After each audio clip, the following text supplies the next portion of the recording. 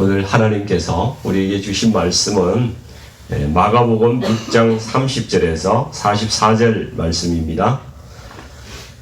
마가복음 6장 30절에서 44절까지 말씀입니다.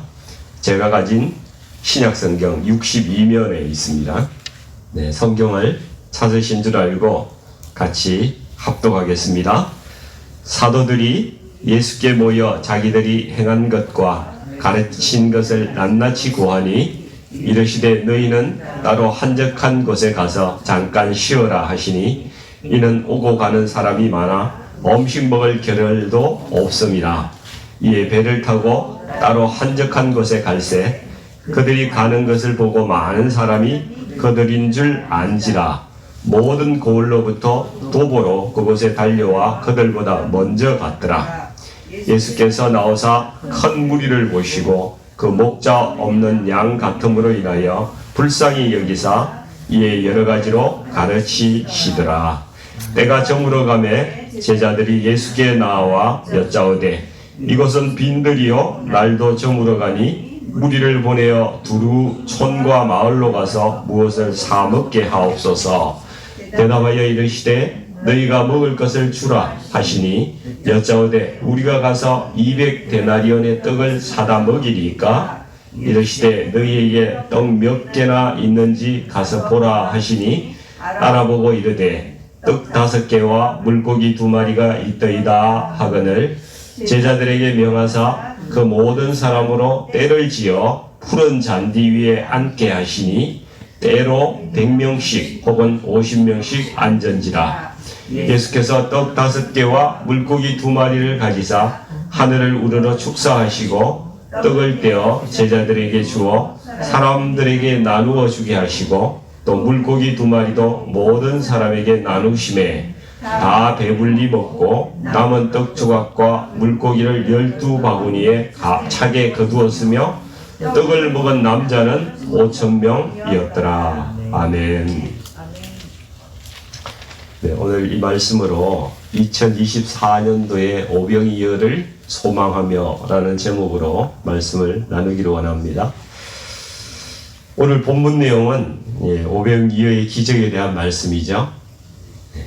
성도님들은 오병이어의 기적 같은 것을 살면서 경험해 보신 적이 있으세요?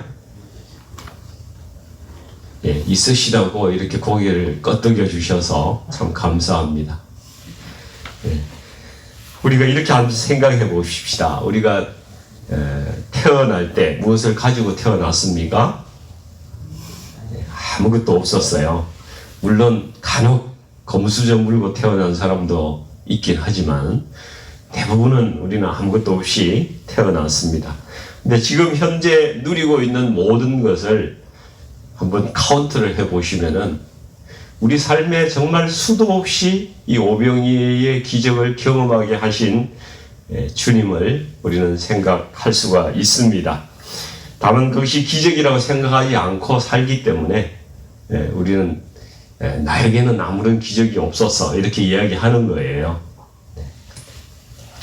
이 성경은 광야에서 일어난 이 단체 급식 이런 기적이 여러 번 기록을 하고 있어요. 구약에서 보면은 이스라엘 백성들은 그 이집트라는 세계 그 당시에 세계 최강국의 노예 생활에서 이 모세의 인도를 통해서 출애굽해서 이제 광야로 나왔죠. 거기에서 만나와 메추라기 고기를 이렇게 먹는 그러한 그 광야의 식탁을 경험합니다. 또 신약에서 보니까 오늘 본문의 갈릴리 사람들도 이 주위의 이방 나라와 또 세계 최강의 그 로마에서 이 압제 속에 끊임없이 수탈당하면서 신음하며 살아오던 그런 사람들이었는데 이 사람들도 예수님을 만나서 귀신이 쫓겨나가고 질병으로부터 자유케 되는 그러한 은혜를 경험하고 또 이렇게 떡과 물고기로 광야에서 이렇게 먹게 되는 식탁을 경험하게 되는 일이 일어납니다. 마가복음 8장에 가면은 예수님께서 또 4,000명을 먹이시는 그러한 기적을 체험하게 하십니다. 성경에는요, 가만히 보면은 이 갈릴리 지역이 특히 병자들도 많고 또 그렇게 귀신 들린 사람들이 많아요. 그래서 그들을 많이 쫓아내시고 이렇게 하는데, 이곳이 그 전쟁도 많고 이방 지역이 이렇게 둘러싸여 있는 그러한 곳이었기 때문에 침입을 참 많이 받고 여러 민족들로부터 이 핍박을 많이 받은 그러한 지역적인 특성을 가지고 있습니다. 그래서 이 동네가 얼마나 불안정한 상태에 살아오고 있는가, 이것을 좀 알 수가 있어요. 그래서 예수님께서 사역지를 갈릴리를 왜 주무대로 삼으셨는지 그 이유가 마태복음 4장 15절 16절에서도 나옵니다. 이사야서의 그 예언을 인용하면서 이렇게 이야기하죠. 이방의 갈릴리여, 흑암에 앉은 백성이 큰 빛을 보았고 사망의 땅과 그늘에 앉은 자들에게 빛이 비추었다. 갈릴리 땅은 흑암, 사망, 그늘, 이러한 그 단어로 이 갈릴리 땅의 특성을 이야기를 하고 있습니다. 그래서 주님께서 이 흑암 속에 있는 이 갈릴리의 모든 성과 초를 이렇게 두루 다니면서 천국 복음을 가르치시는 거예요. 그리고 병든 자들과 이 악한 것들을 다 쫓아내어 주시고 고쳐주시고, 그래서 갈릴리 사람들이 큰 빛과 소망을 보았다, 이렇게 말씀을 하고 있습니다. 그래서 사람들이 예수님을 이 병고침 있고 귀신이 이렇게 쫓겨나가는 걸 보면 사람들이 약간 미쳐요. 그렇죠? 그냥 따라다니기 시작하는 거예요. 예수님의 이름이 온 동네에 이렇게 나게 되고, 오늘 이게 보면은 제자들도 보내서 바깥에 나가서 그러한 일을 하게끔 그렇게 하셨는데, 그 폭발적으로 이제 예수님의 인지도가 이 땅에 그냥 쫙 퍼져버린 거예요. 그러니까 사람들이 그냥 예수님을 아주 열정적으로 따라다니기 시작합니다. 그래서 오늘 본문에 보니까 동네에서 한참 떨어진 빈들까지 사람들이 이제 따라간 거예요. 근데 저녁 때가 되고 날이 저물어 가는데 먹을 것도 없고 다들 이제 허기가지고 좀 지쳐가는 그런 상황이었습니다. 이 주님의 말씀을 듣고 병고침을 얻으려고 이게 웅성웅성하고 막 모든 사람이 떼를 지어서 몰려와서 이제 예수님 앞에 있는데, 주님은 그들을 볼 때에 어떻게 보시나요? 목자 없는 양과 같이 보셨다는 거예요. 목자 없는 양과 같이 불쌍히 여기셨다, 이렇게 34절에 이렇게 말씀을 하고 있습니다. 여기에 불쌍하게 여겼다 하는 말이 헬라어 원어로는 스프랑크니조마이라는 그런 헬라어라고 이야기를 하는데요. 이거는 웬만하게 불쌍하게 여기는 것이 아니고 막 창자가 끊어지듯이 너무 마음을 이렇게 아프게 다른 사람을 이렇게 바라보는 그러한 말씀이에요. 그래서 주님이 이 사람들을 그렇게 보신다는 거예요. 우리가 또 이렇게 막 헤매고 있으면은 주님은 또 우리를 그렇게 불쌍히 생각하셔서 우리를 보고 계신다는 것이죠. 어떻게 보면은 그들의 육신이 배고픈 그것을 주님이 불쌍하게 여기셨다, 이렇게 이야기하기보다는 인생이 무엇인지, 인생에 대한 답을 몰라 방황을 하고 있으니까 그 참 안타까운 거죠. 주님 보시기에 더 그 해답을 모르는 인생의 길을 불쌍하게 여기셨을 것입니다. 목자 없는 양들이 얼마나 비참한 존재들인지 모릅니다. 양은 목자가 없으면요, 무엇을 스스로 할 수 있는 존재들이 아니에요. 그 양의 특성을 이렇게 보면은 양들은 우선 시력이 되게 나쁘다고 그래요. 멀리 못 본대요. 그래서 짐승이, 악한 짐승이 늑대나 뭐 이런 게 다가와도 구분을 못하는 거죠. 식별을 잘 못하고, 그래서 잡아먹히기 쉽고 또 방향 감각이 없어가지고 길도 잘 잃어버린대요. 그리고 순한 것 같은데 고집이 말을 못한다고 그러네요. 누구 생각나지 않으세요? 또 이기적이라는 거예요. 이기적이라는 거예요. 고집도 세고 이기적이고 어떻게 이 관리를 해요, 그죠?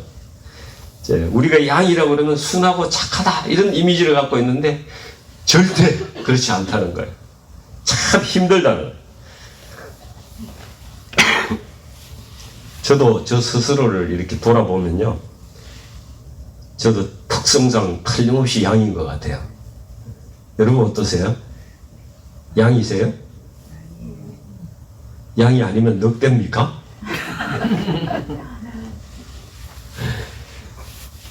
전 느리고요, 둔하고 방향 감각도 부족하고 시야도 좁고 스스로의 힘으로 이렇게 뭘 할 수 있는 사람이 아니에요. 제가 어릴 때 우리 형제들이 이렇게 모여서 놀다가 뭐 동생을 그냥 좀 다치게 만들었어요. 근데 우리 형들은 눈치가 빨라가지고 금방 그냥 튀어서 도망가더라고요. 근데 저는 날 죽여라 하고 앉아가지고 얻어맞고 그랬어요. 이 고집이 보통이 아닌 거죠. 네. 저는 양입니다. 우리 강아지가 나이가 들면서 백내장이 왔는데요, 시야가 여기 1, 2m밖에 못 보는 것 같아요, 이제. 네. 그렇게 활기찼던 강아지가 나이가 드니까 그렇게 되네요. 그래서 다른 사람이 옆으로 이렇게 지나가잖아요. 근데 풀어놓으면은 그 사람이 주인인 줄 알고 쫄래쫄래 그냥 따라가요. 한참 가다 보면은 냄새가 아니거든. 그 다음부터는 이제 주위에 보이는 것도 없고 이러니까 어찌해야 될지 몰라서 이제 방황하고 그냥 헤매고 이런 모습을 보게 됩니다.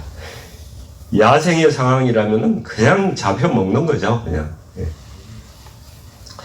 우리 주님 보시기에 우리도 그런 존재라는 거예요. 주님 보시기에 우리가 그런 존재라는 거예요. 주님께서 이 벳세다 들판의 백성들을 보시고 불쌍하게 여기셔서 이들에게 목자가 되어 주시려고 이 들판에 식판을 펴시고, 식판을 펴시고 보호하고 먹이시는 그런 일을 이제 하시는 거죠. 이 주님의 마음, 그죠? 사랑하시는, 우리 불쌍히 여기시는, 우리를 불쌍히 여기시는 주님의 마음이 나타난 것이 이 오병이의 이 기적의 현장인 것이죠. 이 오병이의 식탁을 통해서 예수님께서 우리에게 주시는 몇 가지 교훈을 한번 살펴보겠습니다. 첫째는 우리가 예수님의 성품을 알 수가 있을 것 같아요. 예수님은 사람들에게 영적인 충만을 강조하시고 육체적인 필요를 채우시는 데에는 등한시하는 그런 분이 아니라는 거예요. 우리 수련회 가면 어떤 사람은 금식하면서 한 2, 3일 지냅시다 이렇게 이야기하는데 진심인지 모르겠어요. 그게 뭐 진심인지 모르겠는데 저는 금식하기가 너무 힘들어요. 주님께서 만약에 얘들아 우리 수련회 왔다고 생각하고 금식하자 뭐 이렇게 이야기하신다면은 힘들 것 같아요. 다른 사람의 육신적인 필요를 채워주지 않으신다면은 힘들 것 같은데 주님은 그렇게 하지 않으셨다는 거죠. 우리의 연약함을 아시고 육신적인 필요까지도 결코 무시하지 않으시는 분이시다라는 걸 알 수가 있습니다. 우리를 불쌍히 여기신다는 거예요. 또 두 번째는 예수님은 구약에서 오시기로 약속된 메시아라는 그 증거를 이 사건을 통해서 우리에게 보여주시는 것이죠. 오병이의 기적으로 이걸 통해서 그 구약 시대에 광야에서 만나를 공급하신 그 하나님을 떠오르게 하신다는 것입니다. 그리고 누가 그 만나를 공급하신 분이신가 하는 것을 깨닫게 하신다는 것이죠. 그때 그 만나를 공급한 사람이, 그 공급한 이가 바로 나다. It's me. 헬라어로는 에고 에이미. 이렇게 말씀을 하고 계신 겁니다. 구약의 열왕기 하의 4장을 보면은 구약 선지자 엘리사도요, 보리떡 20개로 100명을 먹이는 그 기적을 행하는 것이 나타납니다. 예수님은 보리떡 5개로 도대체 몇 명을 먹이신 거예요? 남자만 5,000명을 먹이셨으니까 여자하고 또 그죠? 이 아이들 다 포함하면은 신약 학자들은 15,000명, 한 2만 명 정도가 같이 먹었다 이렇게 알 수가 있다고 이야기를 합니다. 그 예수님께서는 내가 엘리사보다 더 큰 선지자다 이렇게 말씀을 하고 계신 것이죠. 오시기로 한 그 메시아가 바로 나다. 그것을 보여주고 계신 겁니다. 또 세 번째, 예수님은 오병이어의 기적을 통해서 우리에게 정말 알려주려고 하시는 것이 있어요. 예수님이 나누어진 이 떡은 허기를 달래는 그런 떡이 아니라 예수님의 몸을 나누어 주신 것입니다. 십자가에서 못 박히실 그 대속의 몸, 그 영생의 떡을 나눠 주신 거예요. 요한복음 6장 35절에 이 오병이어 사건을 예수님이 설명하시면서 이걸 분명하게 말씀하고 계시거든요. 예수께서 이르시되 나는 생명의 떡이니 내게 오는 자는 결코 줄이지 아니할 터이요 나를 믿는 자는 영원히 목마르지 아니하리라. 또 6장 51절에도 이렇게 말씀합니다. 나는 하늘에서 내려온 살아있는 떡이니 사람이 이 떡을 먹으면 영생하리라. 내가 줄 떡은 곧 세상의 생명을 위한 내 살이니라. 내 살이라고 주님께서 말씀하고 계세요. 주님께서 나누어 주신 것은 주님의 살입니다. 그래서 우리가 신년 예배 때 같이 은혜로운 성찬식을 하지 않았습니까?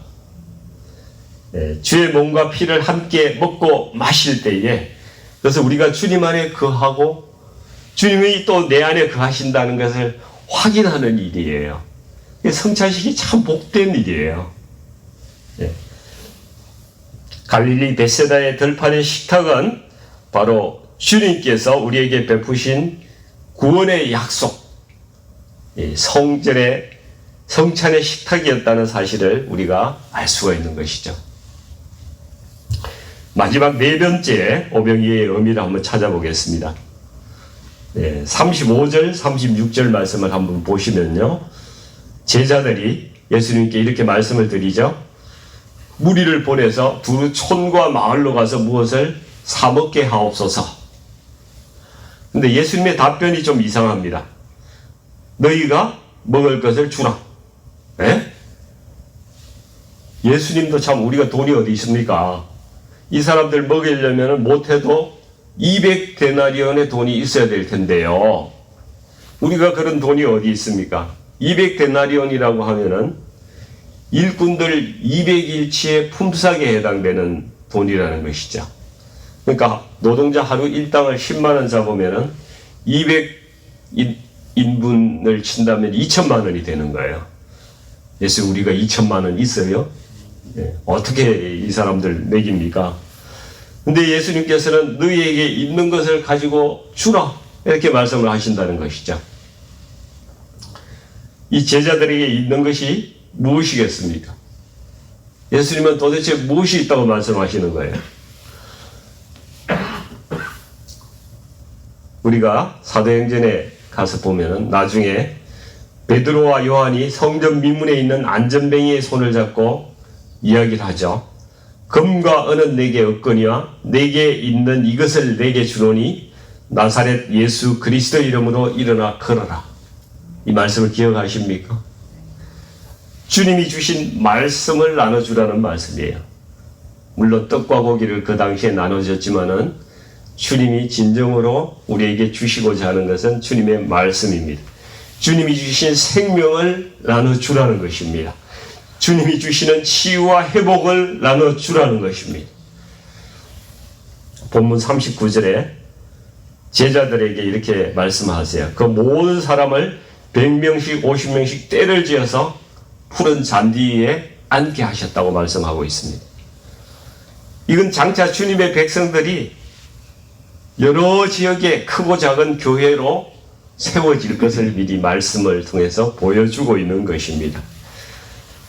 그래서 41절에 보시면은 예수님은 떡을 떼어서 먼저 제자들에게 나눠줍니다. 그리고 그것을 사람들에게 다시 나누어 주게 이렇게 하신다는 것이죠. 제자들이 각자 이 나눠진 무리들을 맡아서 떡을 나눠주죠. 이것은 선교학적으로 볼 때에 제자들이 먼저 받은 복음을 가지고 세계 각 지역에 다니면서 복음을 전하게 될 것을 미리 이 말씀을 통해서 보여주고 있는 것입니다. 그리고 다 배불리 먹고 12바구니에 가득 차게 거두었다고 그렇게 말씀을 하고 있습니다. 이 12바구니는 12명의 제자들을 연상하게 하는 그러한 단어이죠. 복음을 나눠줄 제자들에게 12강주의 복음을 맡기시고 그들에게 부탁하고 있는 것입니다. 남은 복음을 부탁하고 있는 것입니다. 그리고 지금 우리에게도 마찬가지로 그 복음 전할 사명을 동일하게 맡기고 계세요. 그래서 지금이 1월달인데 원래 12달 아닙니까? 12달. 한 달에 하나의 복음 강주리를 전달하면은 올해 우리에게 맡기신 이 복음 강주리 12강주리를 우리도 전할 수가 있는 것이죠. 그렇죠? 근데 우리 교회 전도팀에 지금 딸랑 팀장 한 분밖에 없습니다. 이거 이렇게 해서 되겠습니까? 팀원이 아무도 없어요. 다른 사역팀도 비슷한 상황입니다. 원래 우리에게 맡기신 이 12강주리의 복음을 전해야 되는데 전할 손길이 없어요. 우리 성도님들이나 우리 모든 우리 교회 식구들이 이 전도팀이나 각 사역팀에 함께 해주시기를 요청을 드립니다. 이건 주님께서 우리에게 부탁하신 거예요. 너희가 나눠주라. 오늘 말씀을 좀 정리를 하려고 하는데요. 41절의 말씀을 보시면 예수님께서 떡 5개와 물고기 2마리를 가지셔가지고 하늘을 향해 축사하시는 장면이 나옵니다. 이 축사하다는 이러한 그 단어는 율로게오라는 이 단어인데요. 이것은 인간은 하나님을 향해서 찬미하고 감사를 하는 것이고요. 하나님은 하늘에서 복을 내려주시는 이중적인 의미가 이 단어에 포함이 되어 있습니다. 실제로 예수님이 하늘을 우러러 축사하셨을 때에 그때 하늘에 기적이 일어난 거예요. 우리가 2024년에 소망하는 것은 우리의 일상에서 식사할 때나 일을 할 때나 모든 삶 가운데 이 율로계의 삶을 살아가자는 것입니다. 이게 적용입니다. 오늘의 적용인데요. 우리가 매사에 하나님을 감사하고 찬미하는 그런 삶을 살아가자는 것입니다. 그렇게 할 때에 하늘에서 하나님께서는 오병이어의 은혜와 축복을 우리에게 반드시 부어줄 것이라는 이야기입니다. 그래서 우리가 2024년 연말에 내가 감사와 찬미의 삶을 살았더니만 하나님께서 나의 삶에 오병이어의 기적을 이렇게 부으셨습니다. 이렇게 간증할 수 있는 사람들이 우리가 되었으면 좋겠습니다. 우리 모든 성도님들이 그러한 하나님의 은혜와 축복을 경험하는 그러한 한 해가 될 수 있기를 우리 주님의 이름으로 축복하고 또 소망합니다. 같이 기도하겠습니다. 사랑하는 아버지 하나님, 목자 없는 양같이 방황하는 저희들을 불쌍히 여겨주시고 선한 목자가 되어주셔서 우리에게 필요한 것을 늘 채워주시는 하나님의 은혜 감사드리고 또 찬미와 영광을 올려드립니다. 주님은 이 땅에서 우리의 필요를 채우실 뿐 아니라 우리의 영원한 그 구원을 위해서 당신의 살을 찢고 피를 흘려서 우리에게 나눠주신 분이십니다. 이것을 먹고 마실 때마다 주님의 죽으심과 우리를 향한 주님의 사랑을 늘 기억하게 하여 주시고 주님 다시 오실 때까지 저희들에게 맡겨주신 이 12광주리의 복음을 전할 수 있는 저희가 되도록 하나님, 저희의 심령을 주장하여 주시옵소서. 아무리 어렵고 힘든 상황에 있다 하더라도 우리가 감사와 찬미의 제사로 하나님께 나아갈 때마다 하나님께서 하늘에서 풍성한 식탁을 저희에게 부어주실 걸 믿고 또 용기와 확신을 가지고 살아가는 저희들 되게 하여 주시고 2024년에 내 삶을 기적으로 변화시키는 하나님을 경험하는 한 해가 되게 하여 주시옵소서. 예수님의 이름으로 감사드리며 기도하옵나이다. 아멘.